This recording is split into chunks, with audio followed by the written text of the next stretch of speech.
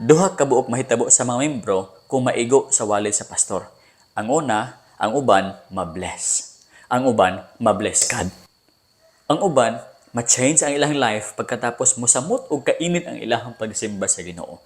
Ang uban di na mo simba. Moingon, giigo gid kong pastor, ako gid to. Wala lagi ngalan pero ako gid iyang gipadungog-dungog. Kato nga wali para gid to sa ako. Mga igsuon, ayaw kasuko kung naigo ka. Pasalamat pagani ka, ngano man. Nagpasabot ka na nga inyong pastor dili butalo. Igo gid niya kung unsay problema sa imuhang life. Abi nyo, sama ka mo sa field humayan na mga langgam sa sala diha.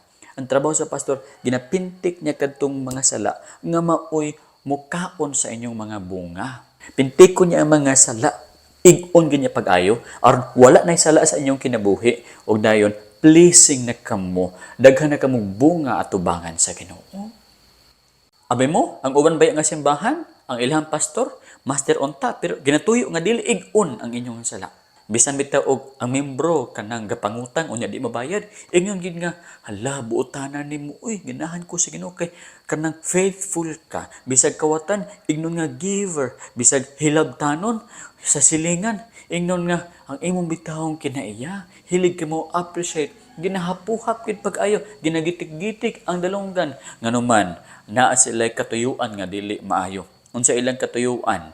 Mao ni maghatag ka og daghang tithes. Offering. Kay kung kung ilaha kuno kang badlungon, basig di na ka mosimba, wala na sila'y tithes nga maangkon gikan sa imuha. Kini nga klase nga mga pastor, naog kwarta, nabitik sa gugma sa sala, sa lapi. Ayaw ka mo pasalamat kung inan inyong pastor. Dili ka balo mawali og sala. Dili ka balo mabadlong kung naay sayop di sa inyong simbahan. Nganuman, kay kung ikaw padulong ka sa pangpang, ha? Padulong ka sa pangpang.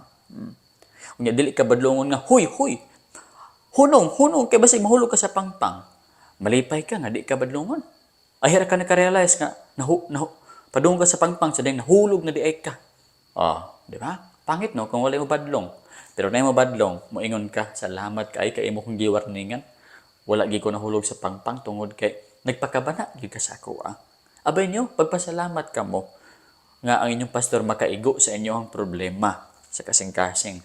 Nagpasabot ka na nga nagpakabana siya sa inyong kalag.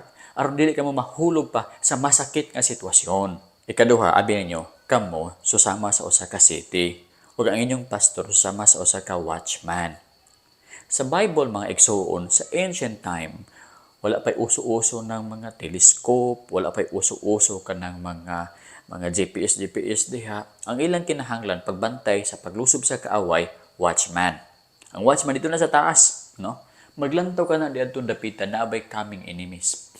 Pag nagani coming enemies, patingog sa trompeta, tut, magwarn sa people nga naay coming judgment gikan sa mga kaaway. Now, mao na trabaho ni Ezekiel para sa house of Israel. Kung mag-warn ang Ginoo, kay naa sila'y sala, si Ezekiel mosulti, mo-warn sa people, nga naay judgment gikan sa Ginoo kung dili mo mag-repent. Kung mag-repent mo, now, dili mo silutan sa Ginoo.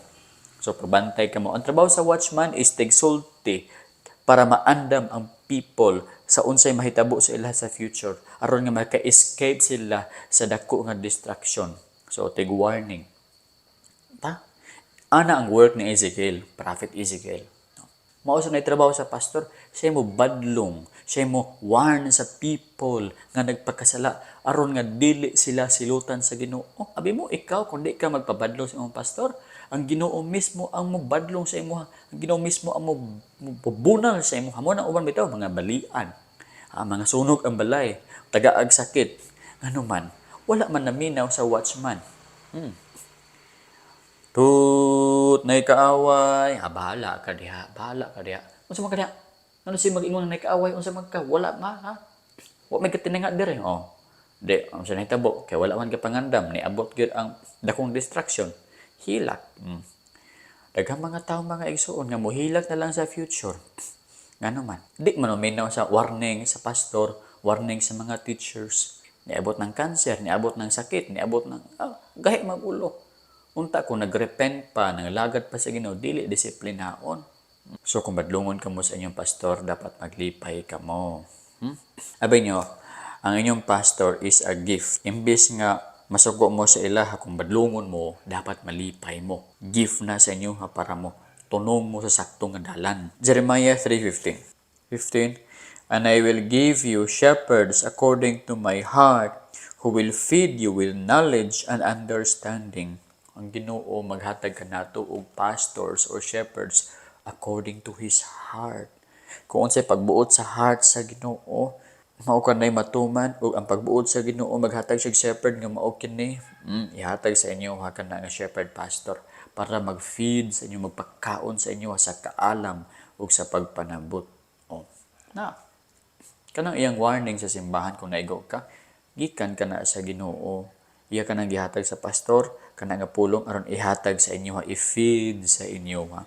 Pastor is a gift para kita mabusog sa simbahan. Ini magsimba kita.